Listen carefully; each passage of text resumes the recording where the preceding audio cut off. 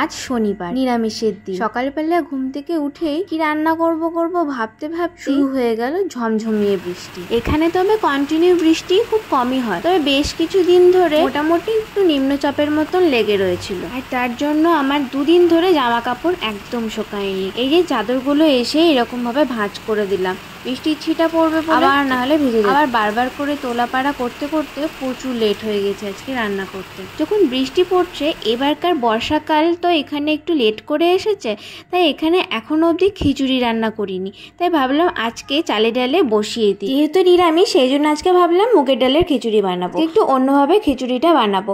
আর খিচুড়ির আগে আমি পেঁপে আর সোয়াবিনের তরকারি অলরেডি করে ফেলেছিলাম। এটা খিচুড়ির সাথে একটু বেমানান ঠিকই, কিন্তু চলে যাবে মোটামুটি। মুগের ডাল জল দিয়ে ভালোভাবে ধোয়ার আগে একটু ভেজে নিলাম। এখানে গোবিন্দভোগ বাসমতি চাল নিয়ে নিচ্ছি। চাল আর ডালের পরিমাণটা কিন্তু একদম সমান সমান নিতে হবে। মুগের ডাল আর চালকে ভালোভাবে মশলা দিয়ে নাড়াচাড়া করে নেব। একটু জিরে, একটু ধনে গুঁড়ো, একটু ঘি আর গোটা গরম মশলা দিলেও তোমরা দিতে পারো। তবে একটু ভালোভাবে নাড়াচাড়া করে তারপর জলটা দিলে কিন্তু বেশ স্বাদ হয় খেতে। যেরকম তোমরা পোলাও বানাও, মুড়ি ঘন্টর যেরকম প্রসেস, ঠিক সেরকম। তাহলে দেখবে খিচুড়ির স্বাদটা কিন্তু ভীষণ ভালো হয় খেতে। আমার আবার বৃষ্টি দেখতে দেখতে রান্না করতে বেশ ভালোই লাগে। এই যে পাশ থেকে দেখা যাচ্ছে ঝমঝমিয়ে বৃষ্টি পড়ছে, দিকে চালে ডালে সেদ্ধ হয়ে এসেছে, তারপর ফোড়ন দিয়ে দিলাম। ব্যাস, আমার খিচুড়ি রেডি। কেমন হয়েছে জানিও।